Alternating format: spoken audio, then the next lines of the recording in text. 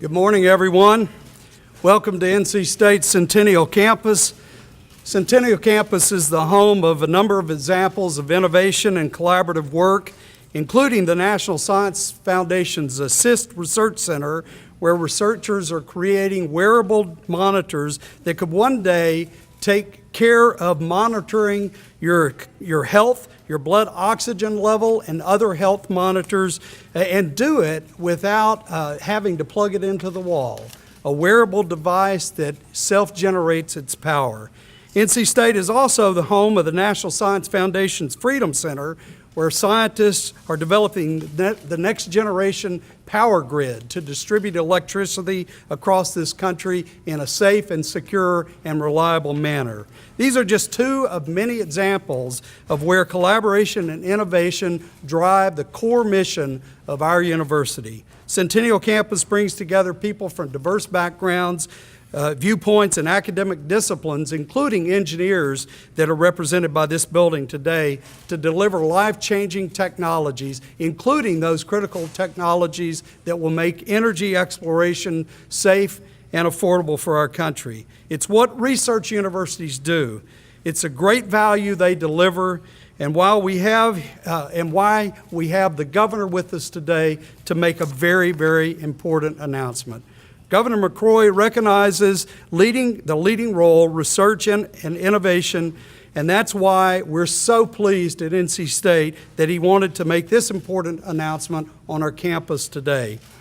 Governor McCrory has served as the Charlotte City Council and mayor for more than 14 years. He championed economic development and transportation. So please help me welcome the 74th Governor of North Carolina, the Honorable Governor Pat McCrory.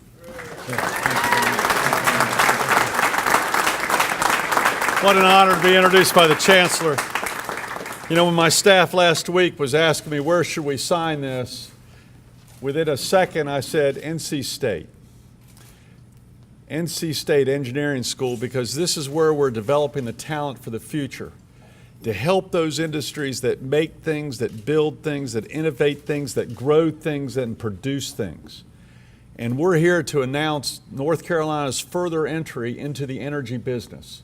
Right now, North Carolina has great businesses and engineering careers and power generation. But now, for the first time, we're really getting into energy exploration. And we promised when we came to this office, working with these legislators and working with many of you, that we're going to unleash the resources of North Carolina and produce jobs in North Carolina and help our country become energy independent. And that's what today is all about, is producing jobs, supporting clean energy, and also helping our country become energy independent. And I'm so proud of the legislature for coming together during this past year and fulfilling a promise that we're going to get into the energy exploration business here in North Carolina and find out what resources we have underneath our grounds to help create jobs. And this is the first step in that effort. The Energy Modernization Act, which I'm about to sign, is a great step forward in expanding the energy sector in North Carolina and helping more graduates of NC State and UNC Charlotte and North Carolina A&T University and Duke and other engineering schools in this area, Western Carolina and so forth, to get jobs. And it's also a win for many rural areas. The rural areas where we think there's great potential for gas exploration, because as we're seeing a resurgence of the economy in the major economic centers of the state, one of our great challenges is still in the rural areas outside the economic centers. And we think this is a great way to re-energize some of the rural areas where we have potential for energy exploration. And that's one of Sharon Decker's and I's goals, is to help the rural areas also in this great state. The law also allows the Mining and Energy Commission time to finish the important work of creating a modern regulatory program for energy exploration.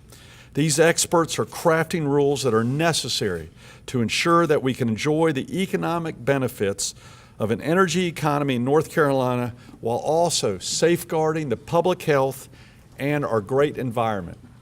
And let me stress that. I remember my dad used to always say, we walked a fine line between continuing our economic prosperity while also protecting the quality of life and environment, which brought many of us here to North Carolina.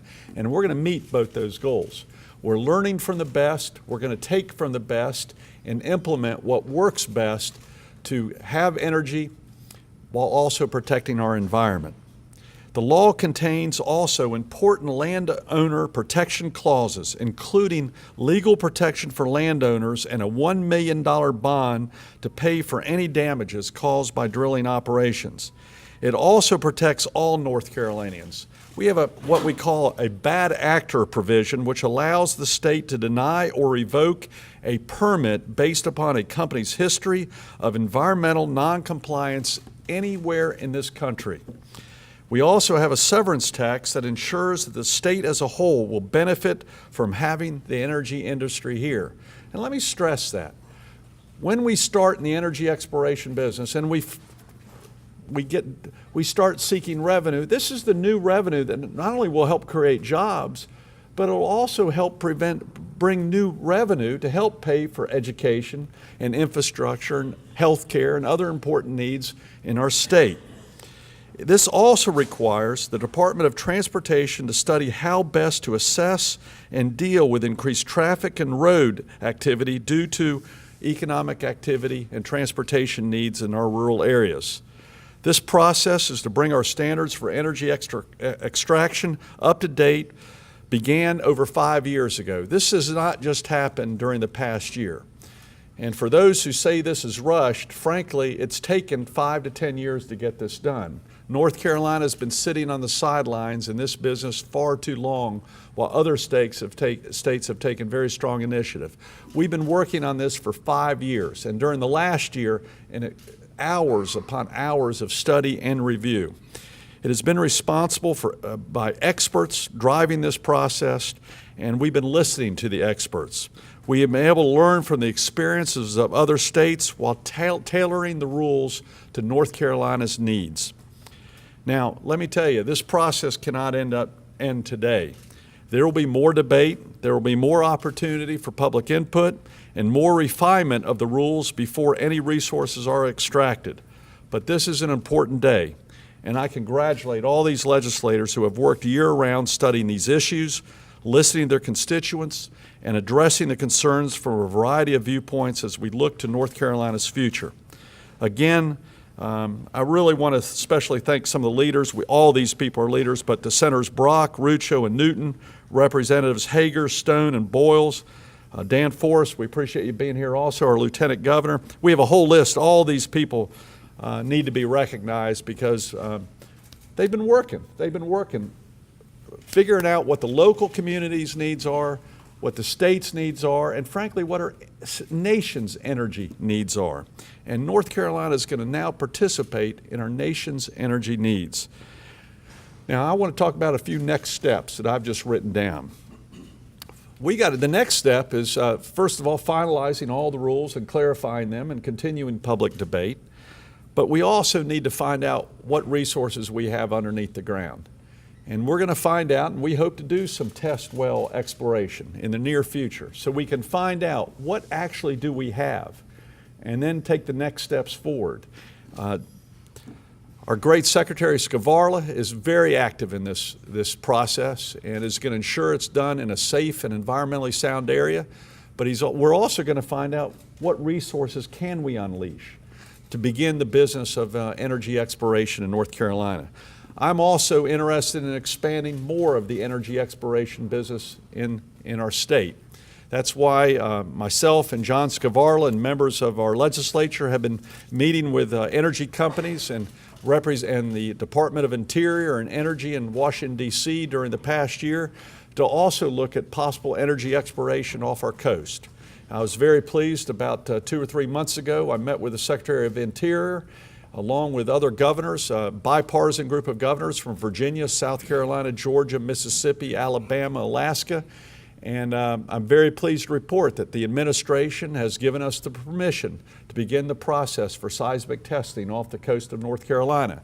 So we're going to find out what's underneath our ground right here, and we're also going to find out what's underneath the ocean off our coast.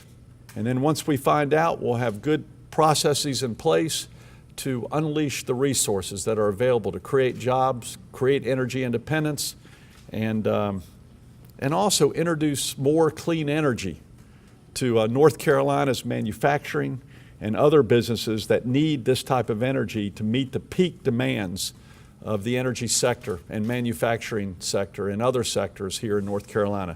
This is just a great day in North Carolina. It didn't happen by accident. It happened due to a lot of work by these men and women behind me, and there's a lot of work still to go in the future, and this is a great, great first step that we've been waiting for a long, long time. So congratulations to each one of you. Thank you very much. Y'all give them a round of applause. Now let's sign.